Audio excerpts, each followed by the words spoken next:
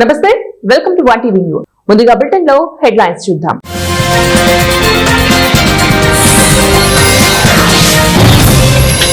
ఆర్థిక నిర్వహణలో సర్కార్ విఫలం, హరీష్ రావు.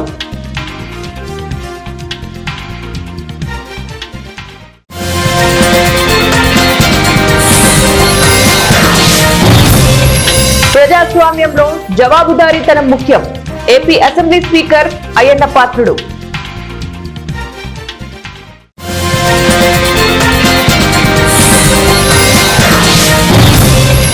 చిత్తడి నేలల సంరక్షణతో పర్యాటక అభివృద్ధి, డిప్యూటీ సీఎం పవన్.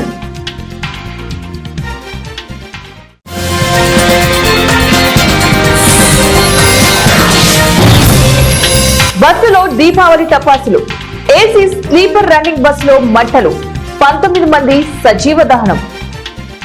పర్యావరణ పరిరక్షణ, భూగర్భ జలాల వృద్ధి, పర్యాటక అభివృద్ధిని దృష్టిలో పెట్టుకుని చిత్తడి నేలల గుర్తింపు ప్రక్రియ సంరక్షణకు శ్రీకారం చుట్టినట్లు ఉప ముఖ్యమంత్రి, అటవీ పర్యావరణ శాఖ మంత్రి పవన్ కళ్యాణ్ పేర్కొన్నారు. మంగళవారం మంగళగిరిలోని క్యాంపు కార్యాలయంలో డిప్యూటీ సీఎం అధ్యక్షతన స్టేట్ వెట్ ల్యాండ్ అథారిటీ సమావేశం జరిగింది. సుప్రీంకోర్టు ఆదేశాల మేరకు చిత్తడి నేలల భౌగోళిక సరిహద్దులను గుర్తింపు, అభివృద్ధి అంశాలపై చర్చించారు. ఈ సందర్భంగా పవన్ మాట్లాడుతూ, సుప్రీంకోర్టు ఆదేశాలకు లోపడి చిత్తడి నేలల భౌగోళిక గుర్తింపు ప్రక్రియను వేగవంతం చేయాలి. రాష్ట్ర వ్యాప్తంగా 23,450 చిత్తడి నేలలున్నాయి. ఇందులో 99.3% నేలలకు డిజిటల్ సరిహద్దుల గుర్తింపు పూర్తయింది. వీటికి ఈ నెల 28 లోపు భౌతిక సరిహద్దుల గుర్తింపు పూర్తి చేయాల్సి ఉంది. ఇందుకోసం అటవీ, రెవెన్యూ, సర్వే అధికారుల సమన్వయంతో ప్రక్రియను పూర్తి చేయాలని ఆదేశించారు. 2018లో తన పోరాట యాత్ర సందర్భంగా సోంపేట చిత్తడి నేలల్ని పరిశీలించినట్లు గుర్తు చేశారు. రాష్ట్ర పరిధిలో ఒకేసారి 16 చిత్తడి నేలలకు కేంద్ర ప్రభుత్వానికి సంబంధించిన టెక్నికల్ గ్రీవెన్స్ కమిటీ ఆమోదం తెలిపిందని, వీటిని అధికారికంగా నోటిఫై చేయబోతున్నట్లు వెల్లడించారు. దక్షిణ భారత చరిత్రలో ఒకేసారి ఇన్ని చిత్తడి నేలలు గుర్తించిన రాష్ట్రంగా ఏపీ చరిత్ర సృష్టించబోతోందన్నారు. శాసనసభ speaker Chintakayala Ayyanna Patrudu UK parliament కు చెందిన House of Lords, House of Commons ఉప సభాపతులతో చట్టసభల పనితీరుకు సంబంధించిన అనేక కీలక అంశాలపై చర్చించారు. మంగళవారం ఈ మేరకు ఆయన ఒక ప్రకటన విడుదల చేశారు. ప్యాలెస్ ఆఫ్ వెస్ట్ మినిస్టర్ లో పర్యటించారు. బార్బడోస్ లో 68వ కామన్వెల్త్ పార్లమెంటరీ సదస్సు ముగిసిన తర్వాత లండన్ అధ్యయన పర్యటనలో స్పీకర్ పాల్గొన్నారు. యూకే పార్లమెంట్ ఎగువ సభ senior deputy speaker lord Gardiners of Kimble తో సమావేశమయ్యారు. ఈ సందర్భంగా యూకే పార్లమెంట్ లో కమిటీ వ్యవస్థ పనితీరు గురించి ఆయన అడిగి తెలుసుకున్నారు. చట్టసభల ద్వారా ప్రజలకు ప్రభుత్వ జవాబుదారీతనం, అదేవిధంగా ఎన్నుకున్న ప్రజల పట్ల ప్రజాప్రతినిధుల జవాబుదారీతనం ప్రజాస్వామ్యంలో ఎంతో ముఖ్యమని వారిద్దరూ అభిప్రాయపడ్డారు. ఈ సందర్భంగా లార్డ్ గార్డినర్ ఆఫ్ కింబల్ మాట్లాడుతూ భారత ప్రజాస్వామ్య గొప్పతనాన్ని మెచ్చుకున్నారు.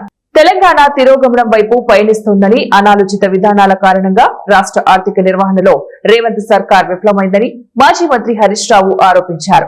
తెలంగాణ ఆర్థిక వ్యవస్థ కుప్పకూలుతోందని, 3 నెలల నెగిటివ్ ద్రవ్యోల్బణం వారి పాలన వైఫల్యానికి నిదర్శనమని మంగళవారం ఎక్స్ వేదికగా ఆయన పేర్కొన్నారు. భారతదేశ రిటైల్ ద్రవ్యోల్బణం 1.54% నమోదైతే తెలంగాణలో నెగిటివ్ ద్రవ్యోల్బణం నమోదవుతూ ఉండటం మందగించిన ఆర్థిక పతనానికి సంకేతమన్నారు. బుల్డోజర్ విధానాలు, ప్రతీకార రాజకీయాలు చతికిల పడిపోతున్నా రాష్ట్ర ఆర్థిక వృద్ధిపై రేవంత్ రెడ్డి ఇప్పటికైనా దృష్టి సారించాలని సూచించారు. రాజస్థాన్ లో ఘోర బస్సు ప్రమాదం జరిగింది. హైవేపై రన్నింగ్ లో ఉన్న ఏసీ స్లీపర్ బస్సులో ఉన్నట్టుండి మంటలు రేగాయి. బస్సులో ప్రయాణికులు గమనించి దిగేలోపే ఘోరం జరిగిపోయింది. 19 మంది ప్రయాణికులు బస్సులో సజీవ దహనమయ్యి ప్రాణాలు కోల్పోయారు. మిగిలిన ప్రయాణికులు బస్సులో నుంచి ప్రాణాలతో బయటపడినప్పటికీ మంటల్లో శరీరం కాలిపోయి తీవ్రంగా గాయపడ్డారు. కొందరి పరిస్థితి విషమంగా ఉంది. మంగళవారం సాయంత్రం 3:30 సమయంలో ఈ దుర్ఘటన జరిగింది. బస్సులో మంటలను గుర్తించిన వెంటనే రన్నింగ్ బస్సులో నుంచి దూకేసి కొందరు ప్రయాణికులు ప్రాణాలను కాపాడుకునే ప్రయత్నం చేశారు. అలా కొందరు గాయపడ్డారు. ఈ బస్సులో మొత్తం 57 మంది ప్రయాణికులు ప్రయాణం చేస్తున్నట్లు తెలిసింది. రాష్ట్రంలో కూటమి ప్రభుత్వం అధికారంలోకి వచ్చిన నాటి నుంచి ఉత్తరాంధ్ర సర్వాయంగా అభివృద్ధి చెందుతోందని చీపురుపల్లి నియోజకవర్గ ఎమ్మెల్యే కిమిడి కళా వెంకట్రావు అన్నారు. మంగళవారం విజయనగరం జిల్లా పరిషత్ గెస్ట్ హౌస్ లో ఏర్పాటు చేసిన పత్రికా సమావేశంలో ఆయన మాట్లాడుతూ ఉత్తరాంధ్రలో రానున్న జూన్, జూలై నాటికి అంతర్జాతీయ విమానాశ్రయం సిద్ధం కాబోతోందన్నారు. ఒకప్పుడు ఏ వ్యాపారానికైనా హెడ్ క్వార్టర్స్ గా బెంగళూరు ఉండేదని, తర్వాత పరిస్థితి మారుతూ వచ్చిందని, ఇప్పుడు మన విశాఖ నగరం బొంబాయి తర్వాత భారతదేశానికి 2వ అతిపెద్ద క్యాపిటల్ నగరంగా కాబోతుందన్నారు. విశాఖకు గూగుల్ డేటా సెంటర్ రావడం మరో కొత్త మైలురాయన్నారు. చూపిస్తున్నారు అటు చంద్రబాబు నాయుడు గారు, ఇటు లోకేష్ ప్రత్యేకంగా ఐటీ మంత్రిగా ఆయన చాలా కృషి చేస్తున్నారు. మన ఉత్తరాంధ్ర గత 6 సంవత్సరాలు చచ్చుబడిపోయింది. ఈ 1.5 సంవత్సరం ఏదైతే కూటమి ప్రభుత్వం వచ్చిందో అక్కడ దగ్గర నుంచి జడసత్వాలు వస్తున్నాయి. ఏ 5 సంవత్సరాలు ఇంటర్నేషనల్ ఎయిర్పోర్ట్ ఎందుకు పడుకుంది? దీనికి ఎవరు జవాబు చెప్పాలా? 5 ఏళ్ళు ఉండే ప్రభుత్వం ఏం చేసింది? జగన్మోహన్ రెడ్డి ప్రభుత్వం ఎందుకు ఉత్తరాంధ్రలో అది రాలేదు? అప్పటికే అయిపోయాయి కదా, ల్యాండ్ భూసేకరణ అంతా పూర్తి అయిపోయింది కదా, దేనికోసం ఆగిందండి చెప్పాలా? ఈ రోజు కూటమి ప్రభుత్వం రాగానే చంద్రబాబు నాయుడు గారు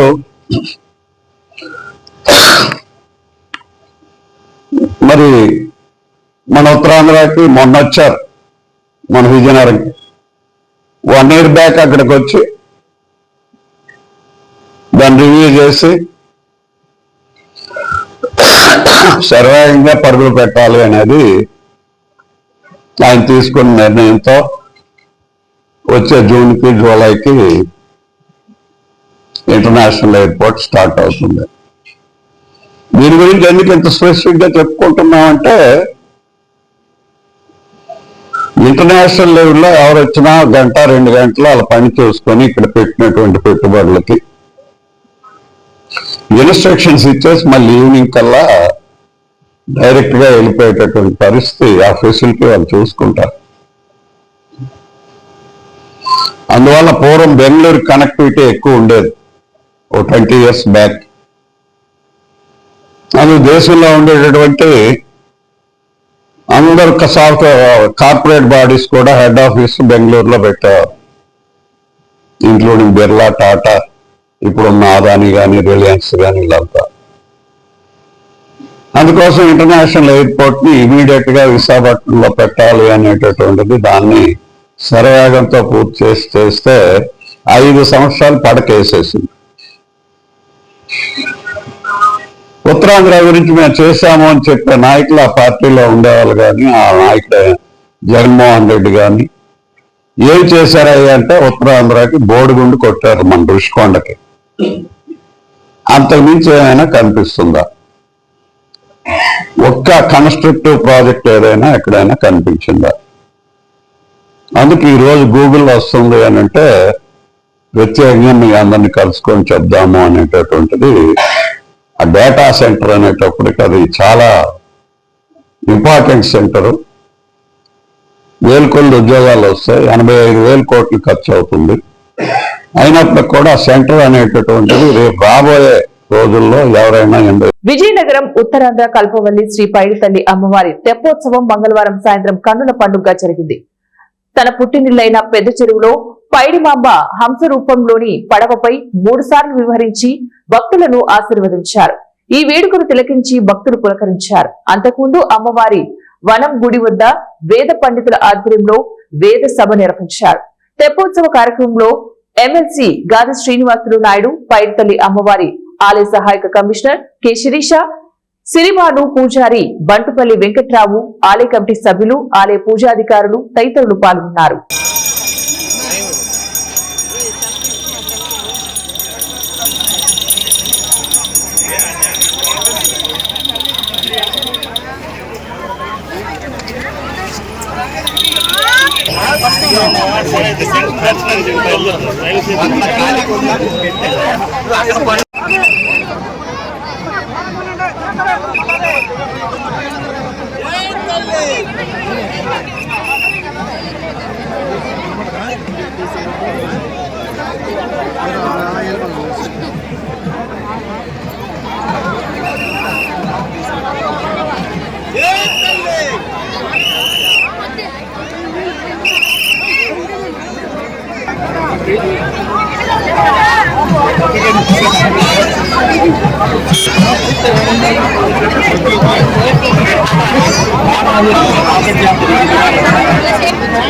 సంగారెడ్డి జిల్లా ఆల్మాయిపేట టర్నింగ్ పాయింట్ వద్ద ఇద్దరు యువకులు దంపతులపై దాడికి పాల్పడ్డారు.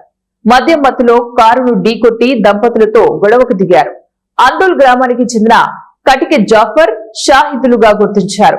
బీఆర్ఎస్ పార్టీ టెక్మాల్ మండల అధ్యక్షుడు వక్తుల వీరప్ప, ఆయన సుతీమణి మాజీ సర్పంచ్ భక్తుల వరలక్ష్మి ఇరువురికి గాయాలయ్యాయి. దాడికి పాల్పడ్డ వారిపై జోగిపేట పోలీస్ స్టేషన్ లో ఫిర్యాదు చేశారు.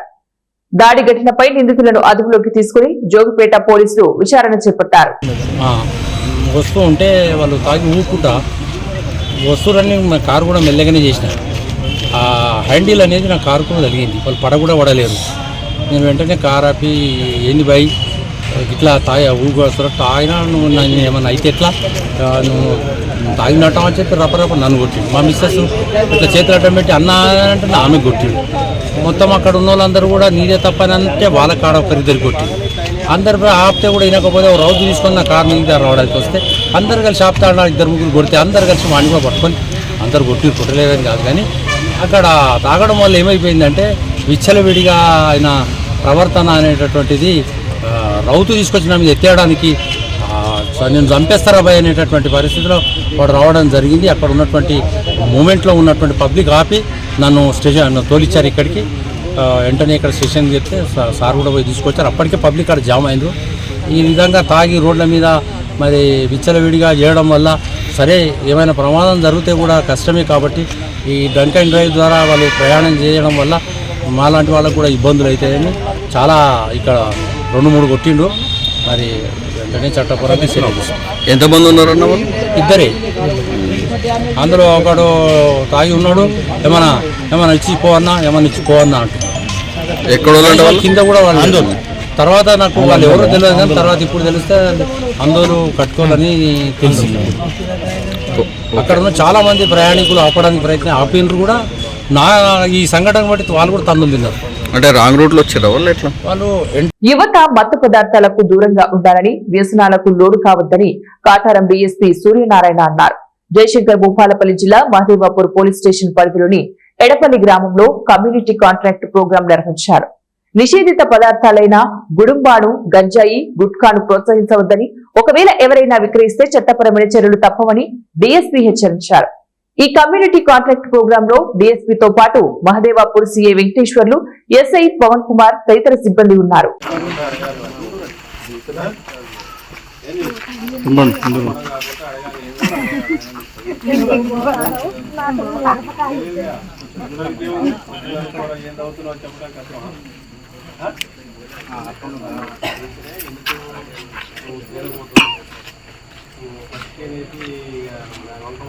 చిత్తూరు జిల్లా పూతలపట్టు నియోజకవర్గం బంగారుపాలెం మండలం రాగిమానుపేంట గ్రామానికి చెందిన శంకర్ కుమారుడు తేజ కుటుంబం అవసరం కొరకు ప్రభుత్వ జూనియర్ కాలేజీ వద్ద ఉన్నటువంటి స్టేట్ బ్యాంక్ లో 1 లక్ష రూపాయలు డ్రా చేసి తన స్కూటీ డిక్కీలో పెట్టుకుని బంగారుపాలెం మెయిన్ రోడ్ లో పక్కనున్న ఫ్రెండ్ మెడికల్ షాప్ లో మందులు తీసుకుని రావడానికి పక్కన సైకిల్ షాప్ ముందు తన స్కూటీని నిలిపాడు.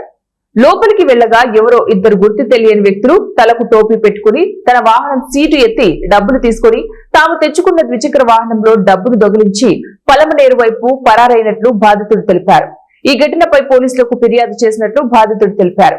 సీసీ ఫుటేజ్ ఆధారంగా కేసు నమోదు చేసి పారిపోయిన దొంగల కోసం గాలింపు చర్యలు చేపట్టినట్లు పోలీసులు తెలిపారు. చిత్తూరు జిల్లా పూతలపట్టు పోలీస్ స్టేషన్ పరిధిలో జరిగిన విషయమై సోషల్ మీడియాలో వైరల్ అవుతున్న వీడియోపై చిత్తూరు డీఎస్పీ సాయినాథ్ వివరణ ఇచ్చారు.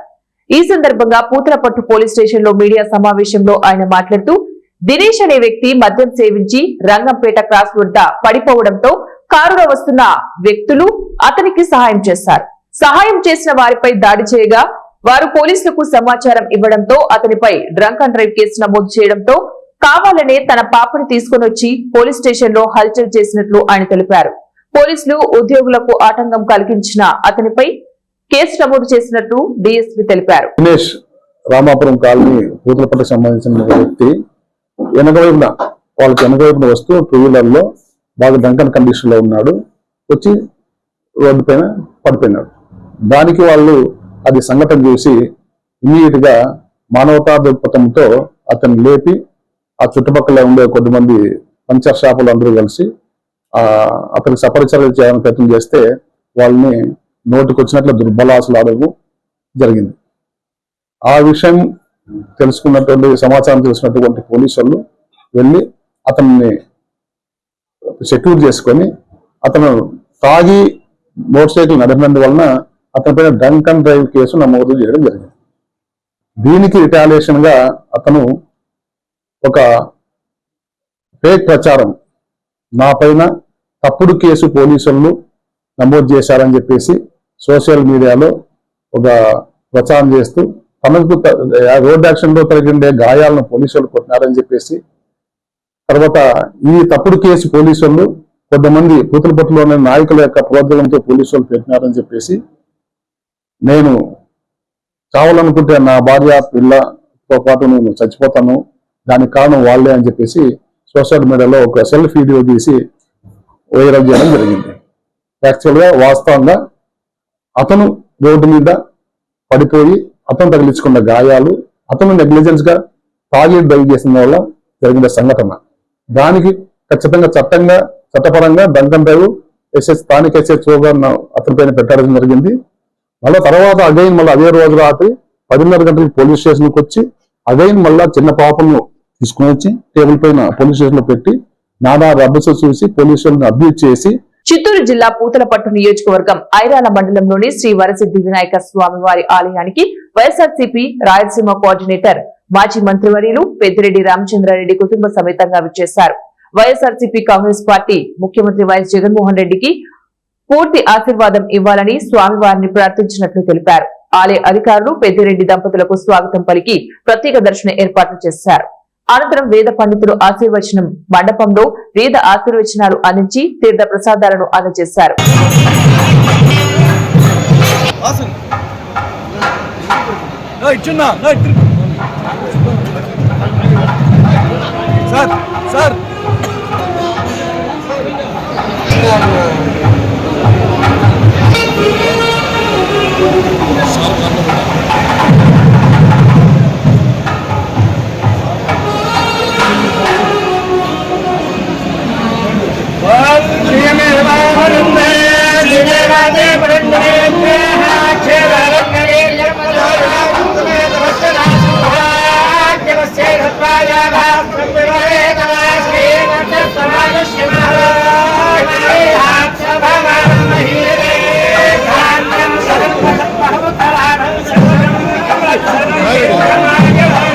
బులెటిన్ ముగించే ముందు మరోసారి హెడ్లైన్స్.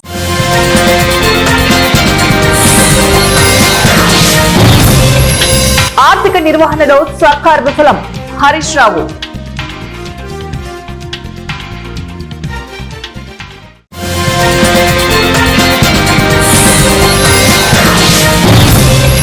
ప్రజాస్వామ్యంలో జవాబుదారీతనం ముఖ్యం, AP assembly speaker Ayyanna Patrudu.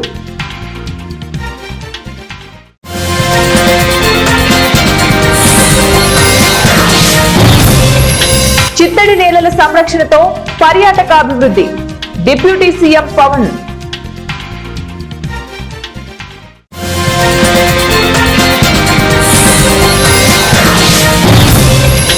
బస్సులో దీపావళి టపాసులు, ఏసీ స్లీపర్ రన్నింగ్ బస్సులో మంటలు, 19 మంది సజీవ దహనం.